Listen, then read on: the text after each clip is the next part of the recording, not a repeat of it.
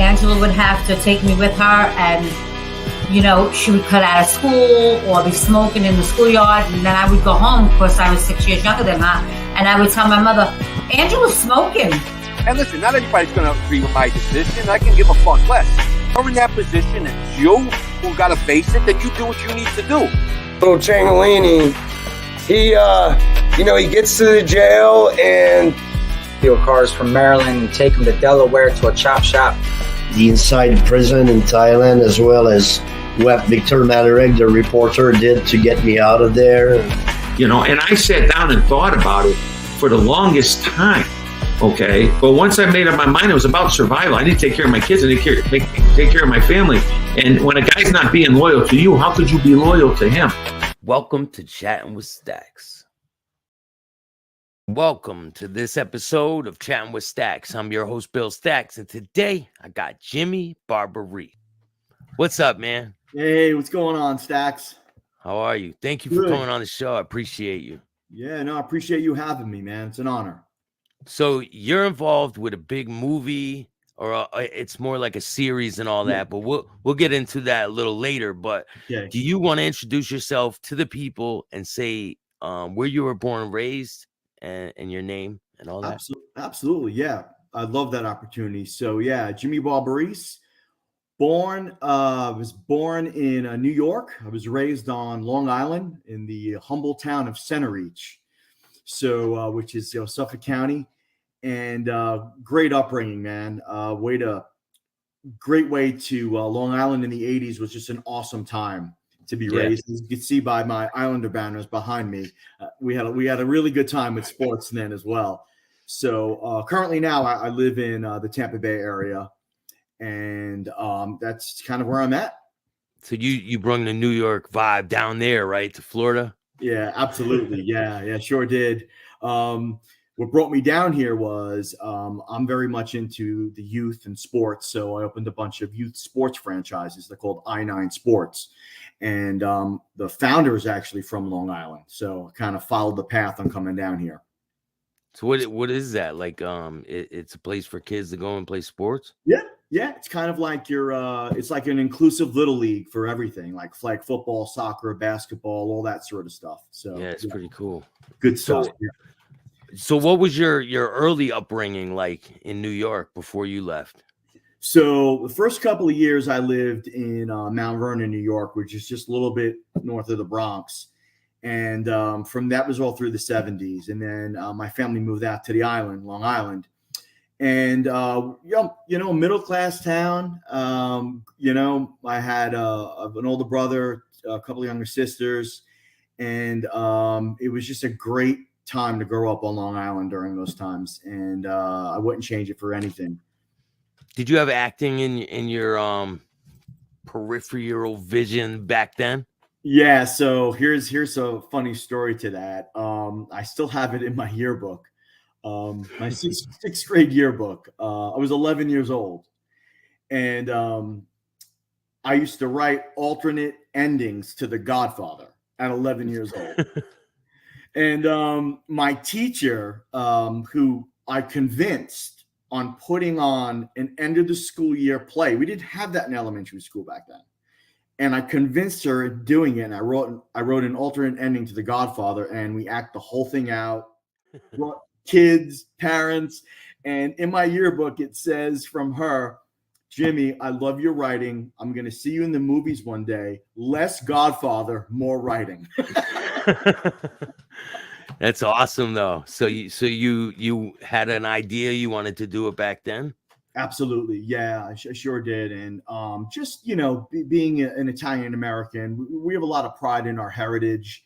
Yeah. And that kind of drew me as a little kid. That's when VHS first came out, and my dad would watch The Godfather constantly, and I'd be at his hip, just so intrigued at 11. And I'm just from there, I just caught the bug. I mean, how could you not love what Al Pacino did in that series, right? So absolutely. And then when The Godfather came, or Goodfellas, and then all those other movies, it's like really captivates you. It really does. And, then it kind of, then you're in your 20s and you're catching on to those, in your 30s. It's just electrifying, and it's really a lot of that stuff is true stories, which is amazing. I'm going to start shooting Capo episode 2, hopefully in December, which is right around the corner. Jimmy Barbarese is the producer. He and I are working on it, fine tuning the script, and in the interim, I'm hoping that my phone rings and it's Martin Scorsese for my day on the set of Gravesend 2018. And my biggest shout out is to Jimmy Barbarese for giving me a leading role and putting my name on a movie poster, which I never thought I'd ever see that. Yeah, you were in this thing of ours too. Yes, I was in this thing of ours, a couple scenes. Remember, back in '98, I'm about 25 pounds heavier. So you can find the fat guy in the yellow sweater. That's me. Here, I'll show a picture of it real quick. Show a picture of the cover. Yeah, that was a good movie. I'll tell you, it was exciting to be there for it. I mean, Frank had a big role. Spend a day on the set with James Caan back then, when this guy was like, for me, it was like meeting Babe Ruth, except it was better. Except it was better.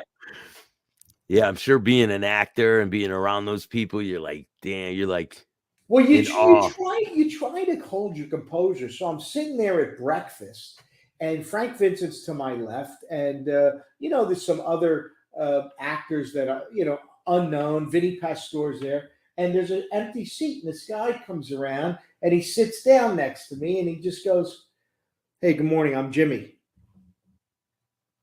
And I look over, I'm like, I don't know what to say. It's James Caan. He's sitting there, he goes, "Hi, I'm Jimmy." And I did a lead role in one of my short films, and then supporting in a couple other films that I did over there. But then recently I started working with Jimmy Barbarise in this amazing project called Barbarise the Power.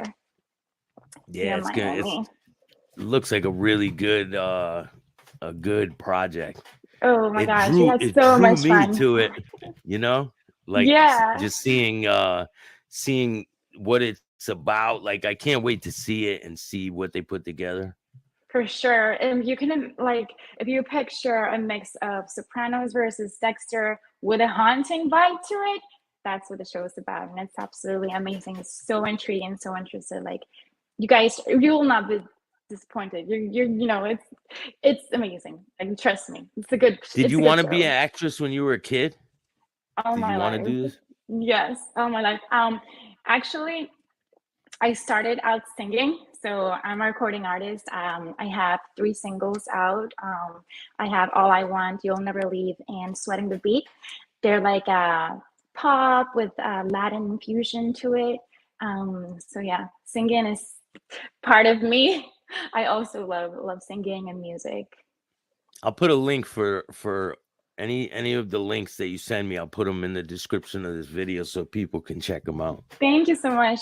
Thank you so much. I really appreciate that. Of course. What was the audition process like to be on Capo?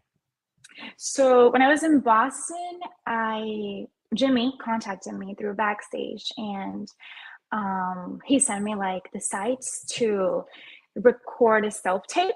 So that's the way I auditioned through. Yeah, that's Jimmy right there, playing Michael, my frenemy. Yes, my frenemy. He's amazing. He's such a good friend. Oh my goodness. An amazing actor. So I submitted my self-tape, and about a week and a half later, I was told I was cast as Sophia Mancini. So I was really excited. I was so excited to get that role. Yeah, it's awesome. I can't wait to see this. Oh my God. I think it's gonna be a hit. He was me too. Absolutely. He was telling me about the kids' roles in the movie. He said they did a really good job at acting. Amazing. Silvana, her name's Silvana. That kid is amazing. She's an amazing actress. My goodness. Yes. The way she portrayed her character. Oh my gosh. Amazing. She's amazing. So you don't really know about before COVID with the acting, right? You're not. No, not really. Like, since I started like fairly recently, and I think the industry, like a lot of the industry shut down at that time. Like we're just starting to get back to it, you know? So what kind of advice do you have for the young girl that's out there who wants to be an actress? Oh my gosh.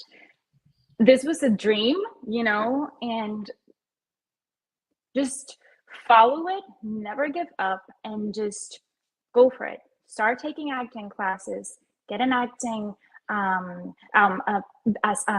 profile through Backstage, get really good headshots, and just never give up. Just keep going. If you see that you're not getting any roles at the beginning, keep going.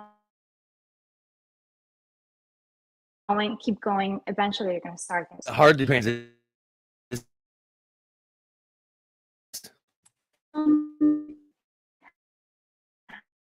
It was a bit hard to lead them. I really like the weather, it's the seasons. I used to. Yeah, Boston's great. I'm gonna be in Boston soon. You are? I'm meeting some people. Yeah, I'm gonna be shooting some interviews up there with my friend Anthony and my friend Paul. That's awesome. My favorite, Little Italy. Like there's this North End. That's exactly where I'm gonna be at. Yeah, Little Italy. I lived in Boston, like the city, and that was my place. Like in the North End, they have the most amazing restaurants, and it's amazing. Little Italy, like we call it Little Italy. Yeah, Anthony Farrakano, he does the North End stories. Mm-hmm. He's from there, and he tells stories about what it was like growing up back in the day and all that. It's gonna be good. Yeah, I miss Boston though. I do. I love Miami because it reminds me a lot of home, like from home. Like the weather, it's very similar. So was a lot of it was all of it shot in Miami? Fort Lauderdale. Yeah, we filmed a lot in Fort Lauderdale, Miami area. Yeah. Are they going to be doing any scenes up in the city, up in New York, or? I don't know. Honestly, I don't know. What's next for you? Do you have projects lined up? I actually just finished another project. I just finished the pilot for another series like 2 days ago, so that's exciting as well. Yeah, I have things I can't even talk about. It sucks because I want to tell everybody. But you sign these papers saying that you can't tell anybody anything. Yeah. I want to get into acting, and I wanted to know like what it's like to be like put on the spot with the cameras on you.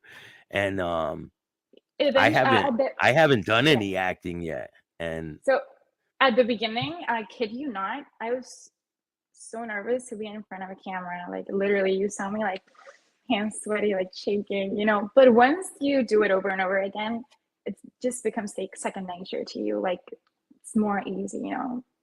And now it's like, okay, let's go. You really know the camera. You really know the camera's there, right? Yeah, and you start getting into character, mentally prepping, and I know when they say action, literally, my focus is just me and the other actor, and everything just disappears. Like I zone out, and it's just, you know, that focus. I'm just doing a great scene, you know. And I'm not, you know, I don't get nervous anymore. Thank God. Capo, we rise to power through the streets. Family or not, there's rules you capiche. Ever since a kid, I saw things I shouldn't see. I didn't choose this life, but the life chose me. Capo, we rise to power through the streets. Family or not, there's rules you capiche. Ever since a kid, I saw things I shouldn't see. I didn't choose this life, but the life chose me. This thing of ours, earn and take orders from the dons. It's a chess game, we got the kings with the pawns. Greasy fan, brew strong. Michael's out for revenge for those who did him wrong. Live life by the code, power, respect. This family over family, never know who's next. On the rise, people stepped on and stepped over. Power struggles, go to war and send soldiers. No camo, suits and Italian loafers. Leave your head in this spaghetti, tipped off from the hostess. We didn't ask for this the life that chose us. Never find you, I got a guy with bulldozers. What's good, Capo, we rise to power through. Hope everyone's having a great day. I just got done doing an interview with Joe Dean, and I'm going to be editing that one and What's up, Tracy? Shout out to Johnny. What's good, Johnny? Bruno, how are you, man? Buffalo Billy, what's up? So I'm going to be editing the interview I just did with Jodine, and I'm going to be playing the unreleased Willie Nelson song in the interview. So that one's huge. You guys are going to be like, wow, I'm like blown away by it. It's going to be insane. I'm absolutely so thankful that she took the time to come on my show. Jodine, thank you so much. It's going to be great. You guys will see that soon. I'm going to try to get it out for tomorrow for you guys.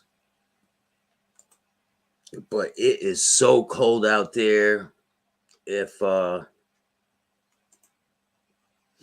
If you're out there and you're homeless, go to a warming center. They got overflow shelters and things like that.